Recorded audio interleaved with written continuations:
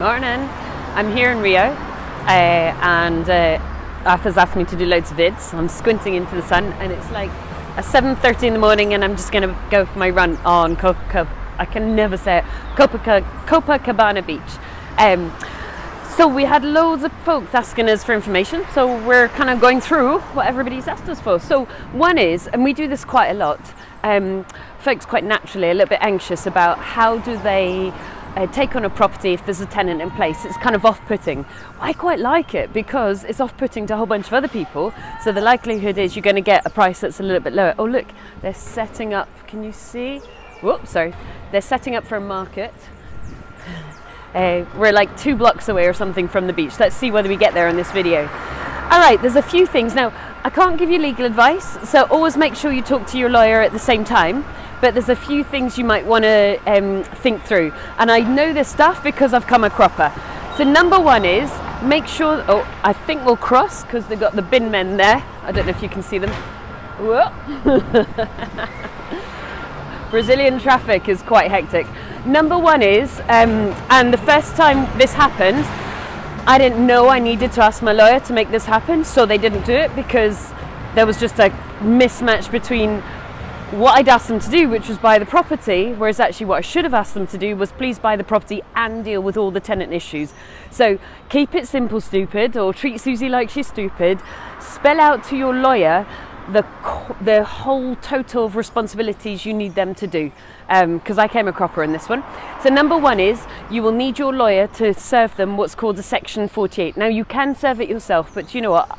I like the legal stuff being done by lawyers. So Section 48 basically notifies the tenant of the landlord's address. And of course, if you're buying it, then the landlord's changing. And so my understanding, and I can't give you legal advice, is if you haven't served them a Section 48, they don't necessarily need to pay you the rent because you haven't told them where the landlord lives.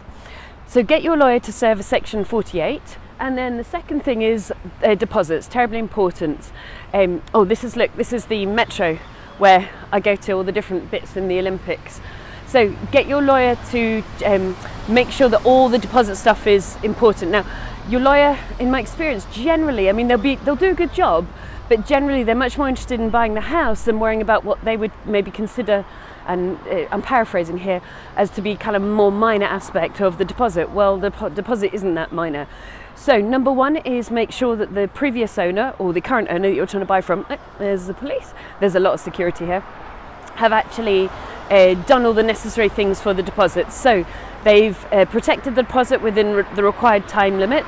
They've sent the people the prescribed information, which is kind of a leaflet explaining how you're, do you know what, we'll go here and we'll stay nice and quiet because it's quite noisy over there, which is a leaflet explaining how the deposit is actually looked after, and what they can do if they're in any kind of dispute with you. Now it's a nice back. There she goes. Should go a police car in the background. It might disturb you. There you go. I'll block out the flashing lights for you. And then things like the EPC, that they've given them that information in time.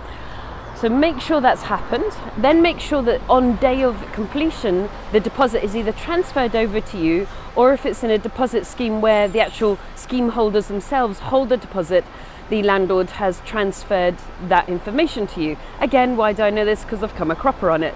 It took us about 6 months after the fact to get the landlord to transfer over, because of course there was nothing in it for him. There was no gain, you know, it was just a piece of boring paperwork, and we had to nag and nag and nag. So just make sure it's done on day of completion, because at that point there's something very significant in it for him.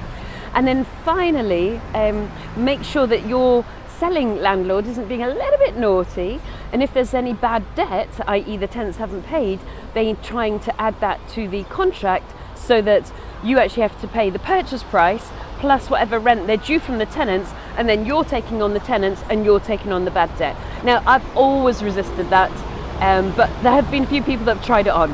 So those are the 3 things I think are kind of important for you to speak to your lawyer about. Take legal advice and don't worry about it. I think buying a property with a tenant in place is a great opportunity. See you soon. Bye.